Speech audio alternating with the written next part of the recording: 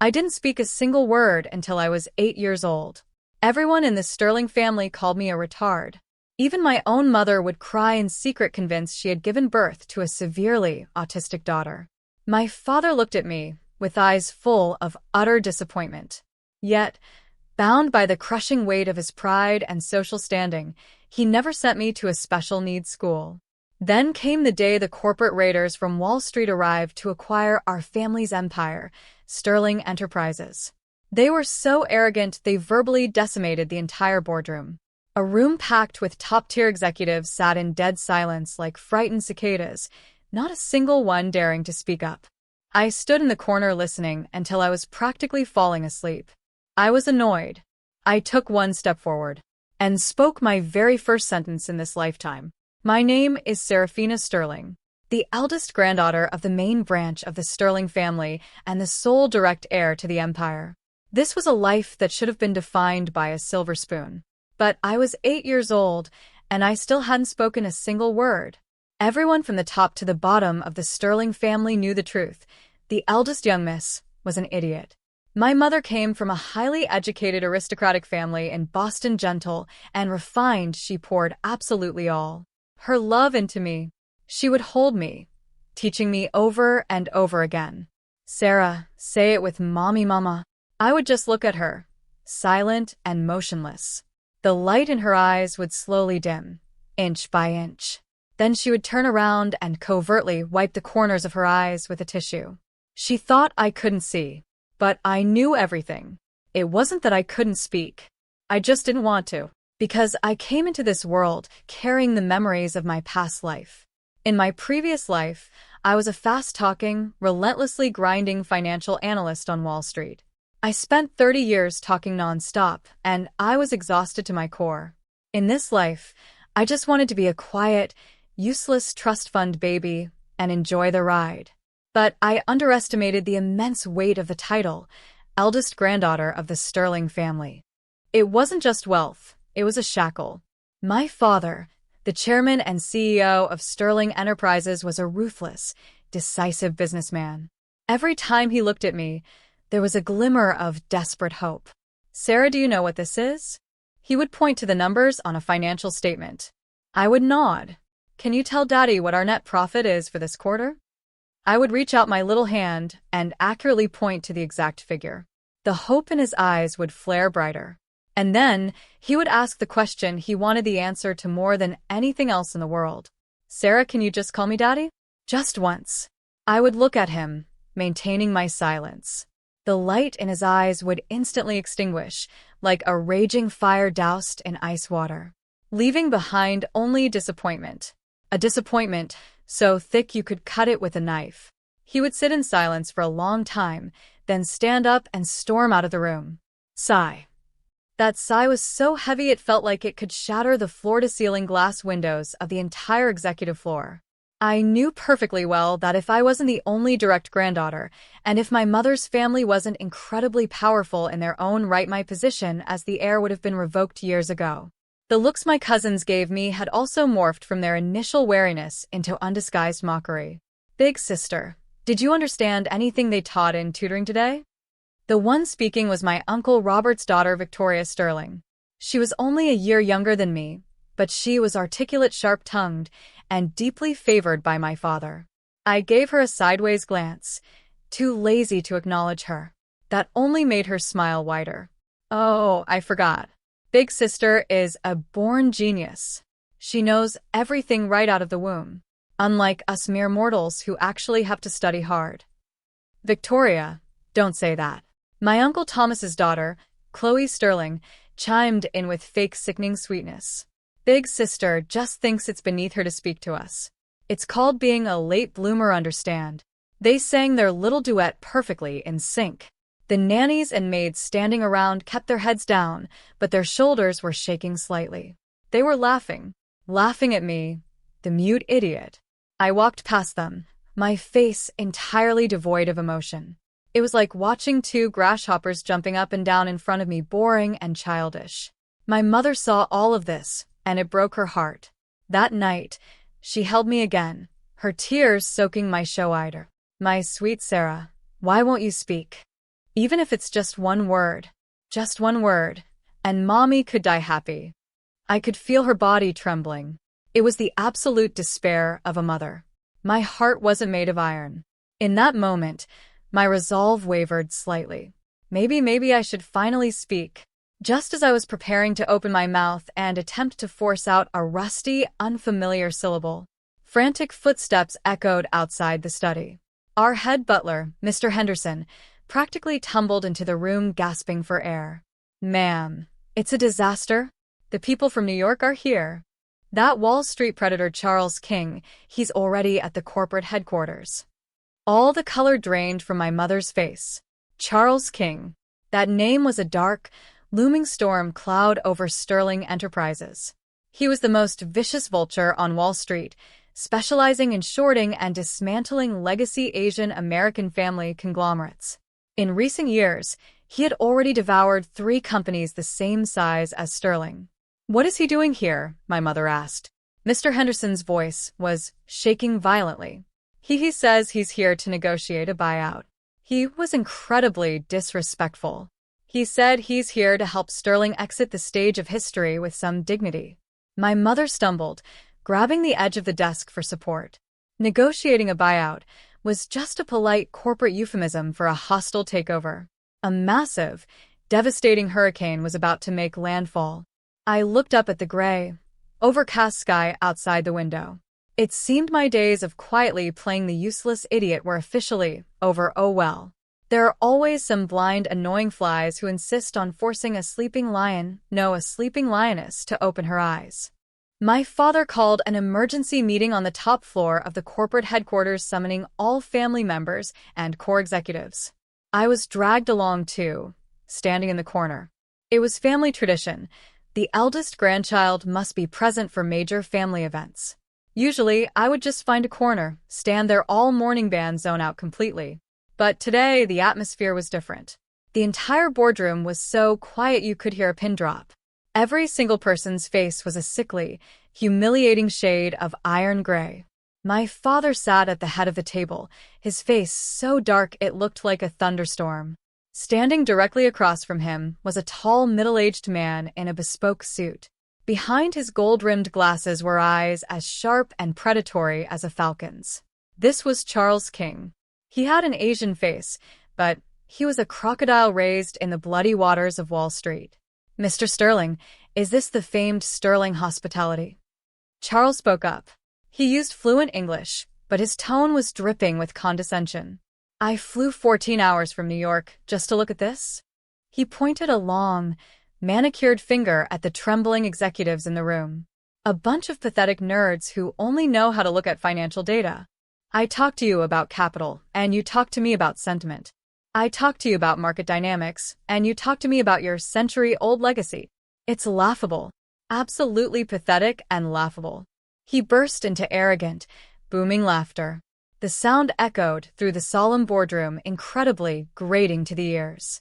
Mr. King, the CFO, trembling with rage, slammed his hands on the table and stood up. "This is the board of directors for Sterling Enterprises. We will not tolerate your disrespect." Charles shot him a sideways glance, his face full of utter disdain. "Old Wu, I know who you are. You're the one who was lecturing me yesterday about how family businesses have a soul. Let me tell you something. Our rule on Wall Street is simple. The only soul a business without profit has is the soul of a graveyard. Only the weak need to use sentiment to cover up their sheer incompetence." The CFO's face flushed a violent, dark purple. He pointed a trembling finger at Charles, stuttering, "You" for several seconds before gasping for air and collapsing backward stiff as a board. "Mr. Wu." The people next to him frantically scrambled to catch him. Chaos erupted in the boardroom. My father slammed his hand on the table and roared enough. Charles finally dialed it back a fraction, but the contempt on his face didn't fade in the slightest. He gave a mocking, half-hearted shrug toward my father. "Mr. Sterling, I won't waste any more of your time. The investment committee at my hedge fund has already made the call. Sterling's stock price won't survive the next fiscal year. If you sell right now, you can still walk away with $300 million. If you wait for us to initiate our short-selling campaign by the time we're done, you'll be lucky to walk away with $100 million. Furthermore, we have our eyes on that massive plot of land Sterling owns in the South District. We plan to develop it into ultra-luxury real estate. And I hear your R&D tech team is quite capable. We intend to poach the entire division. Before he could even finish his sentence, the entire boardroom exploded, slashing the buyout price, stealing their prime real estate, and poaching their core tech team. Was this a buyout negotiation? This was the blatant, brutal dismemberment of Sterling Enterprises. This is extortion. Get the hell out of here, you Wall Street parasite. Robert, we'll fight him to the death. On my Uncle Robert's side of the table, several hot-tempered shareholders couldn't hold back anymore. Charles let out a cold, cynical sneer. Fight me? Be my guest. He locked eyes with Uncle Robert, the leader of the opposition. I know you. You're the second Sterling brother, right? 3 years ago, you spearheaded that commercial real estate project. How much money did you lose? 20 million? Or was it 30 million? Uncle Robert's face instantly flushed crimson, looking like he had just been slapped across the face. The veins on his clenched fists popped, but he couldn't utter a single word. Charles turned his gaze to another executive. And you're the chief marketing officer? Last Black Friday, how much did you burn on marketing? And what was your actual conversion rate? Did that pathetic bump in sales even cover the cost of the ad spots? The CMO lowered his head, his face burning with shame. Charles swept his gaze across the room. Every single person who had been screaming for a fight instantly deflated. The boardroom fell into a deathly silence once again. A humiliating, powerless silence. I stood in the corner, watching it all unfold. These were the elites of Sterling Enterprises. The CFO was out-argued, the CMO had his deepest failures exposed. A room full of seasoned executives, completely subjugated and humiliated by a single Wall Street vulture unable to even lift their heads. I felt a little sleepy. Honestly, this scene was even more pathetic than I had anticipated. It was like watching a group of grown men get cornered in an alley by a street thug getting slapped in the face one by one, yet not a single one daring to fight back. My father's chest was heaving violently. I knew he was on the absolute brink of exploding. But he couldn't, because everything Charles said was the brutal, undeniable truth. Sterling's profits were indeed in a steep decline. This was the tragedy of the week. Charles was immensely satisfied with the effect he had created. He cleared his throat, preparing to lay out even more outrageous demands. Since no one has any objections, I'll take that as a unanimous agreement. Our fund also requires. His incessant, droning voice was like an annoying fly buzzing right next to my ear. I originally just wanted to be a quiet spectator, but this fly was just too damn loud. I was annoyed. I was genuinely annoyed. In this dead, silent boardroom, everyone was looking down. Nobody noticed me in the corner. I moved.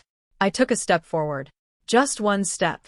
From the shadows of the corner directly into the light. My single step was very light, but in the dead silent boardroom, it echoed like a crack of thunder. Every single person's gaze was instinctively drawn toward me. They saw me, an 8-year-old girl dressed in a custom-tailored dress, looking like a porcelain doll. Their eyes were blank at first, then morphed into shock. Seraphina Sterling? The idiot? What is she doing? My mother, sitting next to my father, also saw me, her eyes filled with panic and worry. She reached her hand out, as if wanting to call me back, but didn't dare make a sound. My father furrowed his brow, his eyes filled with confusion and a trace of displeasure. My cousins, Victoria and Chloe, exchanged a look of pure schadenfreude. Their expressions practically screamed, "Is this idiot really going to embarrass herself in front of everyone?" Charles noticed me too. He looked down at me from his towering height, a cruel, mocking smile spreading across his face. "Oh, whose kid is this? Is Sterling really out of options? You're sending a child to the front lines?" He deliberately raised his voice.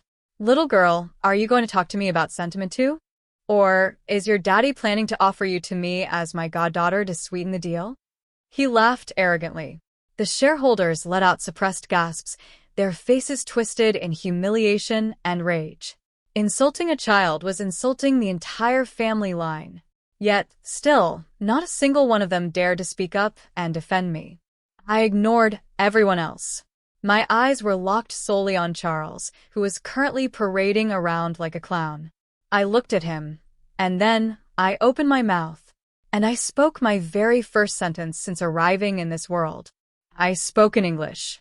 Rapid fire, impeccably pronounced, elite Wall Street accented English. Are you finished? My voice was young and childish, but my articulation was razor sharp, my tone freezing cold, completely devoid of any emotion. The entire boardroom instantly plunged into a silence far more bizarre and terrifying than before. Everyone froze. Because they understood me. Every single person in that room understood English. The idiot spoke. And she spoke fluent, flawless English. The smile on Charles's face instantly solidified. His sharp, predatory eyes filled with an unimaginable, impossible shock. It was as if he had just seen a ghost in broad daylight. He stared at me, his mouth opening and closing, a strange gargling sound coming from his throat, as if an invisible hand was choking him. You. He forced a single English word out with extreme difficulty. I looked at him expressionlessly, and continued in his native tongue. If you're finished, get the fuck out. Those words hit Charles's chest like a sledgehammer. His body swayed violently. The blood instantly drained from his face, leaving him as white as a sheet. If my first sentence caused shock, my second sentence caused fear. A bone-deep primal fear originating from the very depths of his soul. Because if you're finished, get the fuck out, wasn't just a generic insult in Wall Street circles. 30 years ago, when the legendary George Soros successfully shorted the British pound and broke the Bank of England, those were the exact final words he said to his defeated opponent. It was a legend, a myth.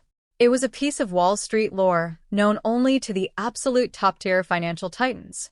The way he looked at me, an 8-year-old girl, had completely changed. He was no longer looking at an idiot. He was looking at a monster wearing human skin. Who the hell are you? He asked, his voice trembling violently, still speaking English. Everyone else in the boardroom was absolutely dumbfounded. They understood every single word that was spoken, but they couldn't comprehend the scene unfolding before their eyes. The ruthless Wall Street wolf who, just seconds ago, was trampling a room full of elite executives under his feet was now trembling like a terrified rabbit in front of an 8-year-old girl. What was happening? My father shot up from his chair, his eyes wide, staring at me with a mix of shock, ecstasy, and endless confusion. My mother covered her mouth tightly with her hands, tears streaming down her face, but she didn't dare make a sound. I didn't answer Charles's question. I just continued speaking calmly in English. This hedge fund you're parading around is nothing but a marginalized spin-off team from Goldman Sachs. The real heavy hitters pulled their capital ages ago. The money you're managing now is just scraps from Tier 2 pension funds. 3 years ago, when you shorted that Southeast Asian tech firm, you didn't do it based on precise market analysis. You preemptively bribed their CFO and acquired their internal financial reports illegally. Last year, when you acquired that biotech startup, your so-called valuation model was just a copy-pasted McKinsey template from 5 years ago. You got scammed out of $30 million, and you were actually proud of yourselves, right? Furthermore, I smiled slightly. To Charles, that smile must have looked more terrifying than the devil himself. Your mandate for acquiring Sterling Enterprises today has a hard floor of $200 million. If Sterling plays hardball, your committee authorized you to accept $250 million. Because your own fund's cash flow is dangerously tight. If you don't close a deal right now, you won't even be able to pay out end-of-year bonuses. You don't even have the actual capital required to swallow Sterling whole. You just desperately need to close one flashy deal before the annual review to appease your investors. Am I right, or am I right? I finished speaking and looked at him quietly. Thud. Charles couldn't hold himself up any longer. His legs gave out, and he dropped straight to his knees right in front of the entire boardroom. He leaned forward, his hands bracing against the floor, cold sweat pouring down his forehead, his voice choked with terror. Oh my God, The entire room was dead silent. Everyone was completely paralyzed by the surreal, magical scene unfolding before them. I stopped looking at him. Instead, I turned to look at my father, who was standing at the head of the table, equally dumbfounded. I switched from English back to standard, flawless English. My voice was still young, but crystal clear. "Dad, I have something to say." That single word, "Dad," was like a massive boulder dropped into a stagnant pond. It triggered a tidal wave. The entire boardroom instantly transitioned from extreme suffocating silence into an uncontrollable, explosive uproar. Sarah spoke. "Oh my God. Serafina isn't an idiot. She can speak. She can actually speak." An elderly shareholder was so excited tears streamed down his wrinkled face. He stood up and pointed a shaking finger at Charles. "Do you see this? This is the eldest granddaughter of the Maine's sterling branch, the future heir to the empire." The rest of the room looked at me like I was a literal miracle. Shock. Awe. Absolute disbelief. An 8-year-old child who hadn't spoken a single word in her life. The moment she opens her mouth, she speaks fluent, authentic American English. With just a few sentences, she forced a ruthless, arrogant Wall Street elite to his knees, trembling in terror. This could no longer be explained away as just being a late bloomer. This was a miracle. A true, living, breathing miracle. My mother couldn't hold herself up anymore. She slumped back into her chair. The nannies beside her rushed to support her. I could hear her suppressed, joyful, weeping sobs. The expressions on the faces of my cousins were absolutely spectacular. The mockery and schadenfreude they had worn just moments ago had completely vanished, replaced by the same ghost-seeing horror as everyone else. And a trace of something they couldn't hide: fear. The way they looked at me was no longer how one looks at an idiot. They were looking at a terrifying, incomprehensible entity. My father. He stood at the head of the conference table, his towering frame trembling slightly. Not from anger, but from extreme, overwhelming excitement. Those eyes of his, seasoned by decades of brutal corporate warfare, were currently burning brighter than ever before. Inside them was ecstasy, shock, and the thrill of recovering a lost treasure. But more than anything, there was the same profound confusion mirrored by my cousins. He walked step by step around the massive mahogany table until he stopped right in front of me. This ruthless corporate titan who commanded a multi-billion-dollar empire. My biological father. He looked down at me with a gaze so complex I had never seen it before. His lips moved as if he wanted to ask something, but he didn't know where to start. Finally, he just reached out a slightly trembling hand and gently placed it on the top of my head. His palm was very warm and very large. It carried the authority of a successful titan and the tender warmth of a father. "Sarah." His voice was incredibly hoarse. Everything you just said, is it true?" He was, of course, asking about the internal secrets I had just exposed about Charles's hedge fund. I looked up, meeting his gaze, and nodded calmly. "Every word is true." My voice wasn't loud, but it echoed clearly throughout the entire boardroom. The chaos instantly quieted down again. Everyone held their breath, listening intently. My father took a deep breath, seemingly trying to suppress the storm of emotions in his heart. How do you know all of this?" That was the critical question. And it was the biggest question burning in the mind of everyone present. How could I possibly know the highly classified internal secrets of a Wall Street hedge fund? I looked into my father's eyes. I knew my answer would dictate my entire future in this world. Tell him I carry the memories of a past life? My dad would treat me like a mutant anomaly and send me to a top-secret research lab to be dissected. I had to give him an answer he could understand, accept, and be willing to believe. So I spoke. "I don't know. Ever since I can remember, strange numbers and images would constantly appear in my mind. It was like a dream. A voice was always teaching me finance, economics, and business case studies. I thought they were just dreams, so I never told anyone. The English language, the voice taught me that in my dreams too. As for Charles's classified information, I paused slightly, allowing a perfectly calculated look of innocent confusion to appear on my young face. Just now, when he was talking, all that information just naturally surfaced in my mind. It was like I was born knowing it. I finished speaking and looked at him quietly. The entire boardroom was so quiet you could hear a pin drop. Taught by a divine entity in a dream. Born with absolute knowledge. These two concepts struck everyone's hearts like lightning bolts. What a mystical, profound, and incredibly convincing explanation. Aside from this, there was absolutely no other logical reason to explain what had just happened to an 8-year-old girl. My father's body jolted again. He looked at me, the confusion in his eyes slowly fading away, replaced by a fanatical burning light. He threw his head back and laughed out loud. His laughter was booming, filled with the long-suppressed joy and vindication of years of disappointment. Ha ha ha. Excellent. Taught by the divine in a dream. A born genius. My daughter is no idiot. The daughter of Richard Sterling is a natural-born business prodigy. He scooped me up into his arms in one smooth motion. My body was small. He easily lifted me high above his head. He turned to face the room full of executives, his voice ringing like a bell filled with unprecedented pride and authority. Listen closely, everyone. Starting today, Serafina Sterling officially joins the core executive committee of Sterling Enterprises. All major corporate decisions must be approved by her.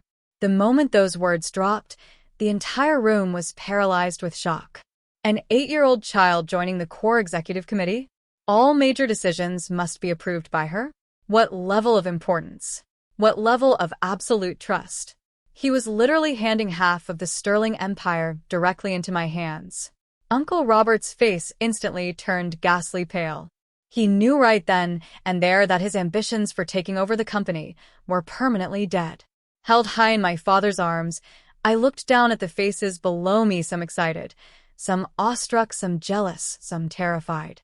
But inside, my heart was perfectly calm. I knew, starting today, my dream of being a quiet, useless trust fund baby was officially permanently dead. And my very first executive decision would be regarding the trembling Wall Street wolf currently kneeling on the floor. I looked down at him from my father's arms and spoke flatly. Dad, regarding this buyout offer. I say, $300 million? We don't sell. The land in the South District? They don't get it. The tech team? There is absolutely no way we let them poach them. Not only that. I paused, my voice dropping to a freezing chill. We should dispatch a team, carrying our terms to fly back to New York with him. My dad looked at me with immense interest. Oh, our terms? What terms? I smiled slightly. Very simple. We demand their hedge fund issue a formal public apology to Sterling Enterprises. We demand $50 million in damages for the brand devaluation caused by their malicious short-selling rumors. And we demand they transfer the technological licensing rights of that biotech startup they acquired to us at a steep discount. Otherwise, the moment their cash flow completely snaps, that will be the exact moment we initiate a hostile takeover of their fund. My words sent another massive shockwave through the boardroom, which had only just begun to calm down. Aggressive. It was far too aggressive. This wasn't a counter-offer, this was a blatant, ruthless reverse takeover threat. It was giving them a taste of their own medicine. Hearing my demands, Charles, still slumped on the floor, trembled even more violently. The way he looked at me was no longer just fear. It was pure, unadulterated despair. He knew that every single word I said was a surgical strike directly on his fund's fatal vulnerabilities.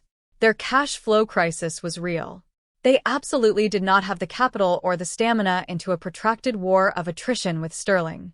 And if the demands I just outlined were relayed back to New York, his entire career would be instantly vaporized. This 8-year-old girl wasn't just a prodigy. She was a demon, a monster who could see straight through the darkest corners of human greed and corporate weakness. After a brief moment of shock, Uncle Robert and his faction erupted into roaring, thunderous applause. Well said. Brilliantly said, Sarah. That's exactly how we should handle these Wall Street vultures.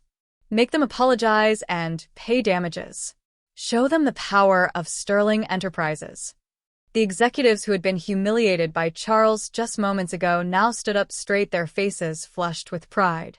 They felt as if the years of pent-up corporate frustration in their chests had been swept away in an instant. My father also stood up, walked over to me, and patted my shoulder heavily. Excellent. A brilliant reverse takeover strategy. A brilliant display of dominance. Truly worthy of the Sterling bloodline. He immediately began issuing orders. Henderson, draft the agreement immediately. Write exactly what Sarah just dictated. Do not alter a single word. Robert, you will personally lead the delegation. Take our best negotiators and escort Charles back to New York. I want Wall Street to know that Sterling Enterprises is not some soft target they can just crush whenever they please. A rapid-fire series of commands, decisive and echoing with absolute authority. The entire atmosphere of Sterling Enterprises fundamentally shifted in that moment. From the previous oppressive, humiliating submission to a soaring militant determination. And all of this change originated from me, this 8-year-old girl who had just spoken for the very first time. The boardroom meeting that shook the entire family finally concluded. After adjourning, my father didn't return to his own office. Instead, he carried me in his arms and walked directly to my mother's private suite. The news had already reached her. By the time we arrived, my mother was standing in the doorway supported by a nanny waiting anxiously. She had changed into a simple, elegant loungewear set. Her hair was slightly messy.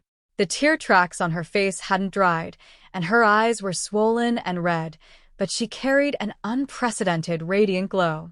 The moment she saw us, she couldn't hold back anymore. She lifted the hem of her skirt and rushed forward to meet us. In her eyes, she didn't see the chairman. She only saw me. Sarah. Her voice choked with tears, trembling violently. My father gently set me down. I stood in place, looking at her. Looking at this woman who had shed tears for me for 8 solid years. She was gentle, kind, and had given me the most selfless maternal love in this world. In my past life, I was an orphan. I had never experienced this kind of feeling. But in this moment, my heart swelled with a warm, poignant emotion that filled me to the brim. I gave her a formal, respectful bow. Then I looked up, meeting her eyes. And clearly, explicitly, I called out the title she had waited 8 years to hear. Mom. Just that one word. My mother's tears broke like a dam, flooding down her face in an unstoppable torrent. She didn't say a word. She just crouched down and pulled me tightly, desperately into her arms. Her embrace was incredibly warm, carrying a faint, comforting scent of jasmine. Exactly as I had imagined. Her body shook violently from sheer overwhelming emotion. Scalding hot tears fell, one drop after another onto my neck. My Sarah, my baby. She repeated those words over and over again, completely incoherent, as if trying to cry out all the longing, worry, despair, and grievance she had accumulated over the past 8 years. I didn't move and I didn't speak. I just reached out my small hands and gently patted her back, just like she had done so many countless times when comforting me. My father stood to the side, watching my mother and me embrace and weep. This ruthless, iron-willed titan of industry actually had slightly reddened eyes in this moment. He didn't interrupt us. He just stood quietly, his hands clasped behind his back, a deeply gratified smile on his face. We cried for a long, long time.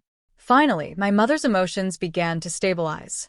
She wiped away her tears with a tissue, took my hand, and looked me up and down, meticulously examining every inch of me, as if meeting her daughter for the very first time. Sarah, when did you learn to speak? Why didn't you ever tell Mom? Her voice carried a trace of cautious, gentle grievance.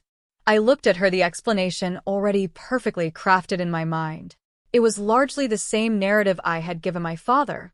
Just the tale of a divine entity bestowing knowledge in my dreams, how I didn't understand it myself, and how today, driven by the urgency of the moment, the knowledge suddenly unlocked and everything clicked into place. This explanation, while profoundly mystical, for a mother who loved her daughter more than her own life, It was the easiest to accept and the most comforting answer she could receive. As expected, after hearing my story, my mother didn't doubt it for a single second. She simply clasped her hands together and bowed repeatedly toward the window. Thank God, thank all the gods in heaven for their protection. She muttered to herself, her eyes filled with the profound gratitude and relief of someone who had just survived a disaster. To her, the process didn't matter. Her daughter wasn't an idiot. Her daughter was a genius. That was all that mattered. She held my hand, asking endless questions. Sarah, are you hungry? Mom will have the chef make your favorite sweet and sour ribs. Sarah, are you cold? The temperature dropped today. Do you want to put on another layer? Sarah. Her questions were trivial, but incredibly warm. I patiently answered every single one. This was the first time I had ever communicated with her so fluidly.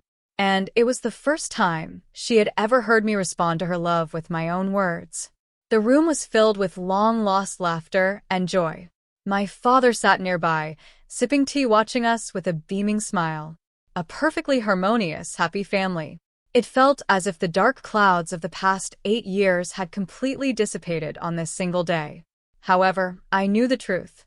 Once certain things changed, they could never ever go back to the way they were. That evening, my father stayed home for dinner. During the meal, he suddenly turned to me and asked, Sarah, regarding what you said in the meeting today about Charles's fund, do you have a follow-up strategy? My mother shot him a sharp glare. The child just learned to speak today, and you're already interrogating her about corporate strategy. My father chuckled softly. You don't understand. Sarah isn't an ordinary child. Her insights are far more profound than those overpaid executives at the company. He looked at me, his eyes carrying the unmistakable weight of an examination. I put down my chopsticks, thought for a moment, and began to speak. Befriend distant states, attack nearby ones. Charles's fund is separated from us by an ocean. We have no direct conflict of interest with them. They are an enemy we can afford to befriend. But his network on Wall Street? We will absolutely need that in the future. Dad, you can dispatch a highly trusted operative to escort Charles back to New York, carrying our goodwill. Tell him we are willing to cooperate with him, privately sharing future resources in the American market. By doing this, in order to save his own job, he will inevitably have to advocate for us. Once he stabilizes his position over there, we can use his connections to pry open the U.S. market for sterling, killing 2 birds with 1 stone. My words hung in the air. The dining table fell dead silent. My mother was completely lost, entirely unversed in corporate espionage and strategy. But my father understood perfectly. The smile on his face had vanished without him even realizing it, replaced by a gravity he had never displayed before, and a trace of deep, profound apprehension. He looked at me, his 8-year-old daughter. His gaze became unimaginably complex. A long time passed. Before he slowly spoke, his voice incredibly deep. A brilliant 2 birds with 1 stone. Sarah, did the gods in your dreams teach you this strategy too? My father's question was like a blade of ice. In an instant, it punctured the warm, harmonious atmosphere in the room. The smile on my mother's face froze. Although she didn't understand business, she could hear the deeply hidden suspicion and scrutiny in my father's voice. The air in the room felt like it had solidified. I looked at my dad. I knew that the divine dream excuse had already fractured. You can explain one miracle with the divine, but you can't use the divine to explain a continuous, relentless stream of wisdom, strategy, and ruthless corporate tactics that far exceeded my physical age.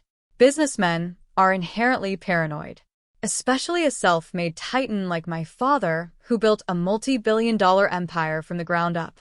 He could experience pure ecstasy at gaining a genius daughter, but he could just as easily experience terror toward a daughter he completely could not control and completely could not understand. He was starting to suspect that inside this tiny body there resided an unknown ancient soul. If I answered yes, it would only deepen his paranoia. If answered no, then how exactly was I supposed to explain all of this? It was a dead end. I had to break out of this trap. I didn't answer his question directly. Instead, I slid off my chair and walked to the center of the living room. Then, facing my father, I solemnly, formally dropped to my knees. Dad. My voice was calm and crystal clear. I am at fault. This sudden action stunned both my father and my mother. Sarah, what are you doing? Get up quickly. My mother anxiously tried to rush forward to help me up. My father raised a hand, stopping her. He sat in his chair, looking down at me from above, his expression unreadable. What fault do you have? His voice had already taken on a tone of cold, detached authority. I lowered my head until my forehead touched the floor. My fault lies in deception. Deception? My father's frown deepened. I didn't just learn to speak today. I spoke slowly, deliberately. I have been able to speak since I was 3 years old. And I am not ignorant of the world. I have a photographic memory. I have long since memorized every single business and economics book in your private library. As for those so-called corporate strategies, I lifted my head and looked him directly in the eyes. I read them in books. The library at home contains over 3,000 volumes. Over the past 5 years, I have read every single one of them. In those books, there are the entrepreneurial stories of titans, the management philosophies of visionaries, the investment doctrines of Warren Buffett. I memorized them all, running simulations and analyzing them day and night. The strategy one just proposed was merely synthesized from what I read, applied to our current situation. A shallow deduction, nothing more. I am not some divinely gifted prodigy. I am merely a normal child who has read a few books and is very good at hiding her true nature. For years, I concealed my abilities, refusing to speak, pretending to be deaf and dumb. This was unfilial. I ask for your forgiveness, Dad. After finishing my speech, I lowered my head again, remaining kneeling on the floor. The entire room was engulfed in a deathly silence. Only the ticking of the wall clock could be heard. My mother's mouth was wide open in absolute disbelief. She couldn't process the fact that the idiot daughter she had doted on for 8 years was actually an incredibly calculating prodigy who had deceived everyone. And my father. His face showed absolutely zero emotion. In those deep, fathomless eyes, a storm of emotions surged, impossible to read.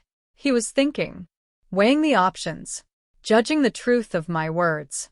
A monster possessed by gods versus a terrifyingly precocious, fiercely calculating daughter. Which one was easier for him to accept? Which one posed a smaller threat to his empire? The answer was self-evident. A long time passed. So long that I thought he might fly into a rage and place me under permanent house arrest. But suddenly he smiled. The laughter was soft, low, and deep. It carried a profound sense of relief, as if a massive burden had been lifted. Good. A brilliant deception. He stood up from his chair, walked over to me, and personally helped me to my feet. My daughter, speaking at 3, having read over 3,000 books by age 8.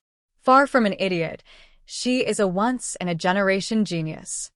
Not only is this not a fault, it is an incredible merit. He patted my shoulder, his grip firm and reassuring.